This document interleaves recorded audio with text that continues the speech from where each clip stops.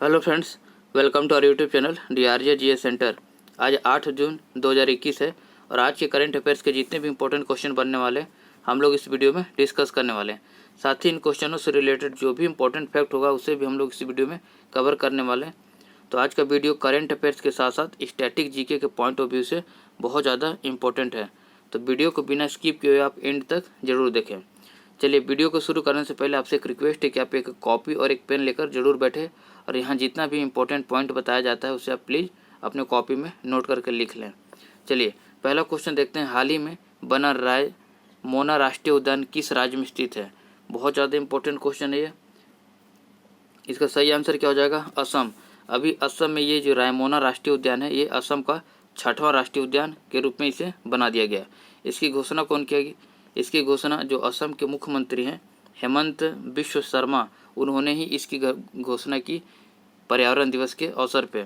अभी पर्यावरण दिवस 5 जून को मनाया गया था। उसी दिन रायमोना राष्ट्रीय उद्यान को असम का 6वां नेशनल पार्क के रूप में घोषित कर दिया गया।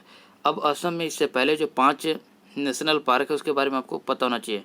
पहला क्या है? काजीरंगा। दूसरा क्या है? मानस। तीसरा है नामोरी। चौथा औरंग। पाँचवा है डेब्रू सेखोया और छठवां कौन सा हो गया? रायमोना राष्ट्रीय उद्यान। इस तरह से पांचों जो 6 राष्ट्रीय उद्यान है इसके बारे में आपको पता होना चाहिए। यहाँ जो काजीरंगा जो नेशनल पार्क है ये एक सींग वाले गेंडों के लिए फेमस है। ये बहुत ज़्यादा एग्जाम में क्वेश्चन यहाँ से पूछा जाता है। एक सींग वाले गेंडों के लिए फेमस है। अब ये जो रायमोना राष्ट्रीय उद्यान है इसके जो मान लो जो कि ये राष्ट्रीय उद्यान हो गया तो इसके जो दक्षिणी भाग है यहाँ पास ये पेकुआ नदी इसके दक्षिणी भाग में सीमा बनाती है, इसलिए पेकुआ नदी को भी आप जरूर याद रखें, ये भी इम्पोर्टेंट है। अब ये तो हो गया असम का रायमोना राष्ट्रीय उद्यान से रिलेटेड इम्पोर्टेंट क्वेश्चन। अभी हाल ही में असम में चुनाव हुआ था तो असम के जो नए मुख्यमंत्री बन गए थे वो कौन थे? हेमंत बिश्व शर्मा। वहाँ के जो गवर्नर कौन है? जगदीश मुखी वहाँ के गवर्नर हैं। अब असम में जो चुनाव हुआ था तो उसकी जो विधानसभा की सीट है वो कितनी है? 126। अभी हाल ही में चुनाव हुआ है तो पॉसिबल है कि क्वेश्चन पूछ दिया जाए। और ये जो हेमंत बिश्व शर्मा है ये कौन से नंबर के थे? 15वें नंबर के मुख्यमंत्री थे। अभी हम लोगों ने ये सब पहले डिस्कस कर चुका है, लेकिन बाद में धीरे धीरे क्या होता है भूल जाते हैं। तो उसे बार बार रिवीजन करने से चीज़ें याद होता है। पढ़ना इंपॉर्टेंट है लेकिन रिवीजन करना उससे भी ज़्यादा इम्पोर्टेंट है। अब ये तो हो गया असम का रायमोना राष्ट्रीय नेशनल पार्क।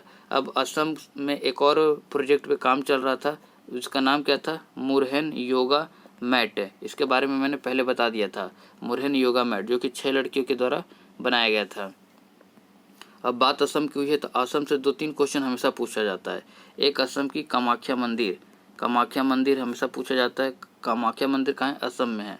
और एक माजुली द्वीप जो कि सबसे ज़्यादा इम्पोर्टेंट है यहाँ का। माजुली द्वीप का जो ब्रह्मपुत्र नदी है उसके बीचों बीच माजुली द्वीप बसा हुआ है। माजुली द्वीप का खासियत क्या है कि पूरे विश्व की नदी की सबसे बड़ी द्वीप है ये, इसलिए इम्पोर्टेंट हो जाता है।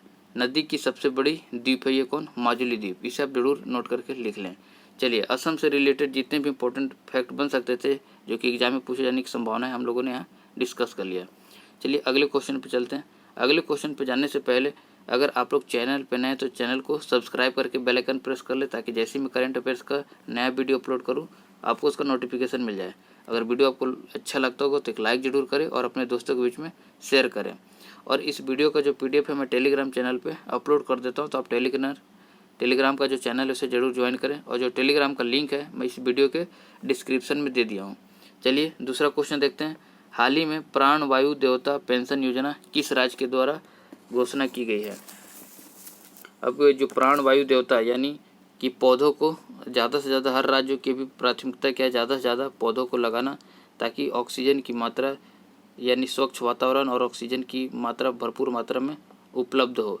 तो अभी ये इसकी पहल हरियाणा सरकार के द्वारा किया गया। हरियाणा के जो मुख्यमंत्री हैं CM मनोहर खट्टर लाल, उन्हीं के द्वारा ये इस योजना का शुभारंभ किया गया है। अब इस योजना में क्या है कि जो भी पेड़ों का रख रखाव किया जाएगा उसमें क्या है प्रतिवर्ष 2500 रुपये पंचायतों को अवार्ड यानी पुरस्कार के रूप में यानी सहायता राशि के रूप में प्रदान किया जाएगा हरियाणा सरकार के द्वारा। तो इम्पोर्टेंट हो जाता है। अभी आपको बता दूं कि हरियाणा में कुछ दिन पहले एक संजीवनी परियोजना भी चलाया गया था। संजीवनी परियोजना, उसमें क्या था कि जो भी हल्के कोविड के लक्षण जिसमें किसी पेशेंट में दिखा जाता तो उसे गांव स्तर पे जाके उसकी ट्रीटमेंट कराना इसका उद्देश्य था। क्या संजीवनी परियोजना, इसके बारे में हम लोग पहले पढ़ चुके हैं, लेकिन मैं फिर से आपको रिविजन करवा रहा हूँ। हरियाणा के जो मुख्यमंत्री कौन हो गए? मनोहर लाल खट्टर जी, जो कि इस योजना का शुरुआत किए थे। अब वहाँ के गवर्नर कौन है? सत्यदेव नारायण आर्य वहाँ के वर्तमान में गवर्नर हैं। अभी जो मुख्यमंत्री मनोहर लाल खट्टर हैं, उन्होंने प्राण वायु देवता पेंशन के साथ साथ एक और योजना को पूरे प्रदेश में लागू किया है। वो योजना क्या है? ऑक्सी-1 योजना। इसे भी अलग से आप नोट करके लिख लें, ऑक्सी-1 योजना। ठीक है, ये तो हो गया हरियाणा से रिलेटेड इम्पोर्टेंट, इस क्वेश्चन से रिलेटेड इम्पोर्टेंट फैक्ट है। अब यहाँ ऑप्शन में है एक पंजाब भी अभी क्या है, पूरे राज्य कुछ न कुछ योजना लाया। कोविड-19 की वजह से, परेशानी की वजह से सभी राज्य एक एक योजना अपना अपना ला रहे हैं। तो पंजाब ने क्या योजना लाया था? कोरोना मुक्त पिंड अभियान। मध्य प्रदेश क्या योजना भी लाया था हाल ही में? अंकुर कार्यक्रम लाया था। और राजस्थान क्या, ये ब्लैक फंगस से महामारी घोषित करने वाला पहला राज्य कौन था? राजस्थान था। तो ये तो हो गया ऑप्शन सारे। अब यहाँ हरियाणा से 3 इम्पोर्टेंट क्वेश्चन है। इसका इतिहास से 3 क्वेश्चन हमेशा पूछा जाता है। हरियाणा में स्थित है पानीपत में 3 युद्ध हुआ था, एक 1526 में, एक 1556 में और एक 1761 में। ये तीनों युद्ध बहुत इंपॉर्टेंट हैं। अभी किसके किसके बीच में युद्ध हुआ था, इसको आप कमेंट करके आप ज़रूर बताएं। चलिए अगले क्वेश्चन पे चलते हैं। अगला क्वेश्चन क्या है? हाल ही में 24वें बिम्स्टेक दिवस कब मनाया गया है? मोस्ट इम्पोर्टेंट क्वेश्चन है। ये बिम्स्टेक जो टर्म है ये बहुत ज़्यादा इंपॉर्टेंट है, यहाँ से हमेशा क्वेश्चन बनता है। तभी इसका हाल ही में 6 जून को बिम्स्टेक के 24वां दिवस के रूप में मनाया गया है, 24वां। अब इसमें क्या, इसकी जो गठन कब हुआ था बिम्स्टेक का? 6 जून 1997 को हुआ था। ये डेट जरूर याद रखें, और ये 6 जून, 2 चीज़ जरूर याद रखें। इसे बैंकॉक में, जो थाईलैंड की राजधानी, वहाँ इसकी घोषणा किया गया था बिम्स्टेक का। अब बिम्स्टेक क्या है? एक उप क्षेत्रीय संगठन है। ये जो बंगाल की खाड़ी है उसके आसपास वाले जितने भी देश हैं वो इस ग्रुप में शामिल हैं, बिम्स्टेक संगठन में। अब ये बंगाल की खाड़ी के आसपास कौन कौन सा देश है? तो यहाँ श्रीलंका है, यहाँ भारत है, यहाँ नेपाल है, यहाँ भूटान है, यहाँ बांग्लादेश है, यहाँ म्यांमार है और यहाँ थाईलैंड है। इस तरह से मैप बना के छोटा सा आप सारे देशों के नाम लिख लेंगे, बहुत आसानी से याद हो जाएगा। श्रीलंका, भारत, नेपाल, भूटान, बांग्लादेश, म्यांमार और थाईलैंड, ये कुल 7 इस देश के हिस्सा है। बहुत ज़्यादा बिम्स्टेक से क्वेश्चन पूछा जाता है कि इनमें से कौन सा देश, जैसे यहाँ मालदीव, यहाँ है, मालदीव इसमें शामिल नहीं है, पाकिस्तान शामिल नहीं है, चीन शामिल नहीं है। 3 देशों को आप जरूर याद रखें। तो यहाँ कुल कितने देश हो गए? 7। अब ये जो बिम्स्टेक है इसका इम्पोर्टेंट होता है इसका फुल फॉर्म में क्या है? इसका full form Bay of Bengal initiative for multi sectoral technical and economic cooperation. Full form काफ़ी लंबा है, लेकिन आप इसे 1-2 बार सुनकर लिख लें। मैं एक बार और बोल देता हूँ, bay of Bengal initiative for multi sectoral technical and economic cooperation. ये इसकी लंबा फुल फॉर्म है। कई बार इसके बीच से कोई सी टर्म उठा के पूछ देता है कि बीच वाला टर्म किस चीज़ को इंडिकेट करता है, तो इसलिए इम्पोर्टेंट हो जाता है। अब इसका उद्देश्य क्या है बिम्स्टेक का? इसका उद्देश्य मुख्य रूप से क्या है कि जो 7 देश है इनको आपसी आर्थिक सहयोग करना है और सामाजिक रूप से सहयोग करना इसका मेन उद्देश्य है। और बिम्स्टेक एक क्षेत्र संचालित संगठन है, इसलिए इम्पोर्टेंट हो जाता है। इससे रिलेटेड जितने भी इम्पोर्टेंट फैक्ट हैं, और सबसे ज़्यादा इम्पोर्टेंट है कि बिम्स्टेक का जो हेडक्वार्टर कहाँ है, तो इसका हेडक्वार्टर है बांग्लादेश की जो राजधानी है ढाका, वहाँ इसका हेडक्वार्टर है। इसलिए बहुत ज़्यादा इंपॉर्टेंट हो जाता है सारे पॉइंट इसके। उम्मीद करता हूँ कि सारे पॉइंट आप इसके लिख लिए होंगे। चलिए अगला क्वेश्चन पे चलते हैं। अगर आप यहाँ पॉइंट लिखना नहीं चाहते हैं, आपके पास टाइम नहीं है, तो इसका PDF मैं टेलीग्राम के चैनल पर अपलोड कर देता हूँ, तो आप वहाँ से टेलीग्राम से इसका PDF डाउनलोड करके सारी चीज़ें नोट कर सकते हैं। टेलीग्राम का जो लिंक है मैंने इस वीडियो के डिस्क्रिप्शन में दे रखा है, तो आप वहाँ से टेलीग्राम का चैनल ज्वाइन कर लें। चौथा क्वेश्चन देखते हैं, जहाँ वोट वहाँ वैक्सीनेशन अभियान किस राज्य के द्वारा या किस यूनियन टेरिटरी के द्वारा शुरू की गई है? तो इसका सही आंसर क्या हो जाएगा? दिल्ली के द्वारा किया गया है। जो दिल्ली के मुख्यमंत्री हैं अरविंद केजरीवाल, उन्होंने जहाँ वोट वहाँ वैक्सीनेशन अभियान को शुरुआत किया है। इसका उद्देश्य क्या है कि 4 सप्ताह के अंदर जितने भी 45 वर्ष से अधिक आयु वाले के लोग हैं उनका टीकाकरण करना है। और इसमें क्या है कि जो भी मतदान केंद्र है जहाँ वोटिंग होती है वहाँ पास लोगों को वहाँ पास पहुँचाना है और वहाँ लाइन लगाकर लोगों को जल्दी से जल्दी और आसानी तरीके से वैक्सीनेशन किया जा सकता है। इसीलिए इस जहाँ वोट वहाँ वैक्सीनेशन का अभियान की शुरुआत दिल्ली के मुख्यमंत्री अरविंद केजरीवाल के द्वारा शुरू किया है। अब दिल्ली के एक उपराज्यपाल होते हैं वहाँ पास, तो उनका नाम क्या है? अनिल बैजल। उपराज्यपाल होते हैं, उनका नाम क्या है? अनिल बैजल। चलिए अगला क्वेश्चन देखते हैं। अगला क्वेश्चन क्या है हमारा? अगला क्वेश्चन ये मोस्ट इंपॉर्टेंट क्वेश्चन है, ये आपको एग्जाम में आने की संभावना इसका बहुत ज़्यादा है। चलिए इसका क्या देखते हैं। प्रतिवर्ष विश्व खाद्य सुरक्षा दिवस कब मनाया जाता है? इंपॉर्टेंट क्वेश्चन है ये। तो इसका सही आंसर क्या हो जाएगा? 7 जून को। 7 जून को हम लोग हर साल विश्व खाद्य सुरक्षा दिवस के रूप में मनाया जाता है। अब ये क्यों मनाया जाता है? तो विश्व खाद्य सुरक्षा दिवस में क्या रहता है कि ये यूनाइटेड नेशन के द्वारा मनाया जाता है। इसमें मेन उद्देश्य रहता है कि जो भी खाद्य सामग्री हैं उनका मुख्य रूप से सुरक्षा करना, जिससे क्या है उसका सेवन मनुष्य करता है तो मनुष्य का स्वास्थ्य अच्छा रहेगा। साथ ही कृषि के क्षेत्र में, साथ ही आर्थिक रूप से वृद्धि भी इस खाद्य सुरक्षा के माध्यम से लोगों को किया जाता है। इसलिए इसे जागरूकता बढ़ाने के लिए हर साल 7 जून को विश्व खाद्य सुरक्षा दिवस के रूप में मनाया जाता है। इस बार का जो विश्व खाद्य सुरक्षा दिवस था, इसका जो थीम था ये इम्पोर्टेंट हो जाता है।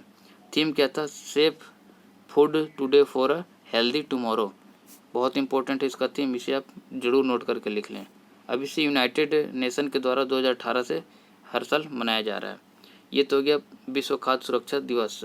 अब यहाँ ऑप्शन में 3 अलग अलग चीज़ें लिखा हुआ है, इनके बारे में देखते हैं। 2 जून को, मैं अगर मेरा वीडियो आप डेली देख रहे होंगे तो आपको पता होगा कि 2 जून को क्या है।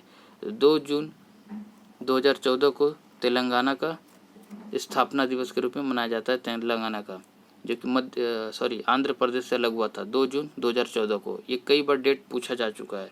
3 जून को क्या है? विश्व साइकिल दिवस मनाया जाता है। 5 जून को क्या है? ये तो आपको पता ही होगा, अभी हाल ही में विश्व पर्यावरण दिवस के रूप में मनाया गया था। अभी जो विश्व पर्यावरण दिवस का जो थीम है, अगर आपको याद है तो उसको कमेंट बॉक्स में कमेंट करके ज़रूर बताएं, बहुत ज़्यादा इसका इम्पोर्टेंट है। चलिए अगला क्वेश्चन देखते हैं। अगला क्वेश्चन क्या है? E100 प्रोजेक्ट की शुरुआत किस शहर से की गई है? किस शहर से की गई है? मोस्ट इंपॉर्टेंट क्वेश्चन ये भी। तो इसका सही आंसर क्या हो जाएगा? पुणे। जो भारत के प्रधानमंत्री हैं नरेंद्र मोदी, उनके द्वारा पर्यावरण दिवस के दिन पे E100 प्रोजेक्ट की शुरुआत किया गया था और इसका जो पहला जो शहर है वो पुणे में इसको लॉन्च किया गया। अब E100 प्रोजेक्ट है क्या? E100 प्रोजेक्ट का मेन उद्देश्य क्या है कि पूरे देश में एथेनॉल को बढ़ावा देना। अब एथेनॉल क्या होता है, इसका मैंने प्रीवियस वीडियो में भी बताया था, आज फिर अभी बताता हूँ। एथेनॉल क्या होता है कि इको फ्रेंडली फ्यूल होता है। ये मुख्य रूप से गन्ने से या फसलों की जो सड़ती है उनसे बनाया जाता है। इसे मुख्य रूप से ये एल्कोहल रहता है जिसे पेट्रोल में मिलाकर हमें फ्यूल के रूप में यूज करते हैं। इस एथेनॉल को यूज करने से क्या हो जाता है कि जो CO है, कार्बन मोनोऑक्साइड, जो कि ह्यूमन के लिए, मानव जाति के लिए बहुत ज़्यादा खतरनाक गैस माना जाता है। कार्बन मोनोऑक्साइड जो सीधे ब्लड सेल्स में मिल जाता है, ये बहुत घातक गैस है ये। तो ये इसकी एथेनॉल की यूज करने से ये 35% तक इसका रिड्यूस किया जा सकता है, यानी कम किया जा सकता है कार्बन मोनोऑक्साइड का उत्पादन। जैसा कि हम लोग जानते हैं कि मोटर गाड़ियों में से जो धुआं निकलता है उसमें कार्बन मोनोऑक्साइड की मात्रा बहुत ज़्यादा अधिक रहती है। ठीक है, तो एथेनॉल का यूज करने का मेन पर्पज़ क्या है कि कार्बन मोनोऑक्साइड को कम करना, पर्यावरण को प्रदूषण होने से बचाना। तो E100 प्रोजेक्ट के माध्यम से क्या है, पूरे देश में एथेनॉल को उत्पादन अधिक से अधिक करना और साथ ही इसका वितरण अधिक करना। मतलब प्रधानमंत्री नरेंद्र मोदी जी का कहना है कि 21वीं सदी में सबसे ज़्यादा जो प्राथमिकता है उसे एथेनॉल के रूप में दिया जाना चाहिए। चलिए ये तो हो गया इस क्वेश्चन से रिलेटेड इंपॉर्टेंट फैक्ट है। जैसा कि हम लोगों ने देखा है कि 2025 तक एथेनॉल का जो टारगेट है वो कितना है? 20% मिलाकर फ्यूल, पेट्रोल में मिलाकर इसे फ्यूल के रूप में यूज करना है, जो कि मैंने प्रीवियस ही वीडियो में बताया हुआ है। चलिए अगले क्वेश्चन पे चलते हैं। अगला क्वेश्चन क्या है हमारा? अगला क्वेश्चन है, ये भी मोस्ट इंपॉर्टेंट क्वेश्चन है, इसे भी आप स्टार बना के नोट कर लें। मिताली एक्सप्रेस भारत और किस देश के मध्य चलने वाली ट्रेन है? तो इसका सही आंसर क्या हो जाएगा? बांग्लादेश। भारत के प्रधानमंत्री नरेंद्र मोदी और बांग्लादेश की जो प्रधानमंत्री हैं शेख हसीना, इन दोनों ने मिलकर मिताली एक्सप्रेस को शुरुआत की।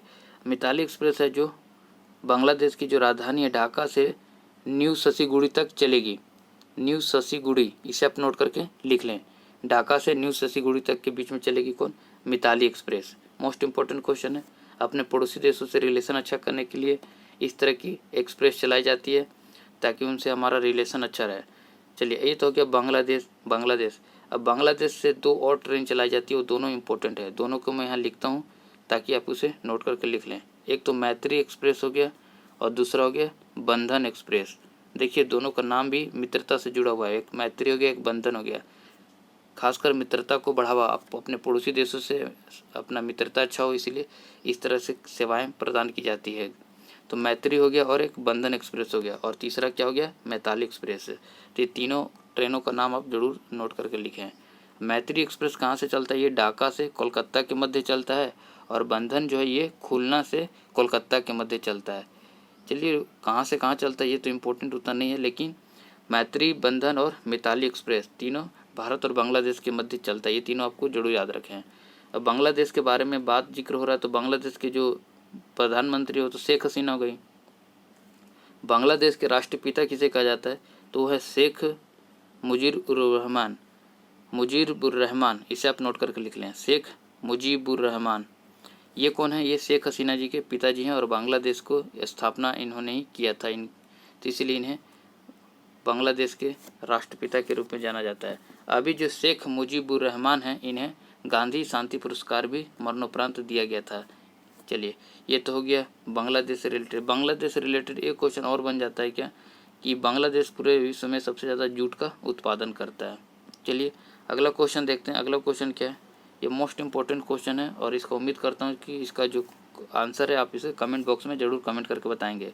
हाल ही में आरबीआई द्वारा जारी मॉनेटरी पॉलिसी में रेपो रेट कितना बरकरार रखा गया है, इसका जो भी सही आंसर है उसे आप कमेंट बॉक्स में कमेंट करके बताएं। इसके बारे में, आरबीआई के बारे में और इस पॉलिसी के बारे में हम लोगों ने इससे जस्ट पहले वाले वीडियो में डिटेल में डिस्कस किया हुआ है, तो उम्मीद करता हूँ कि आप इसका सही आंसर जरूर कमेंट करेंगे, और उम्मीद कर रहा हूँ कि आप आरबीआई से रिलेटेड जो भी इंपॉर्टेंट फैक्ट आपको याद है वो भी आप कमेंट करके बताएं, ताकि आपको एक बार आप कमेंट कर देंगे तो कई चीज़ें क्या होता है आपको ज़्यादा से ज़्यादा याद हो रहता है लंबे समय तक। चलिए आई होप ये वीडियो आपको अच्छा लगा होगा, अगर अच्छा लगा तो वीडियो को लाइक करें, चैनल पर नए तो चैनल को सब्सक्राइब करके बेल आइकन प्रेस कर लें। चलिए मिलते हैं नेक्स्ट वीडियो में, तब तक के लिए जय हिंद।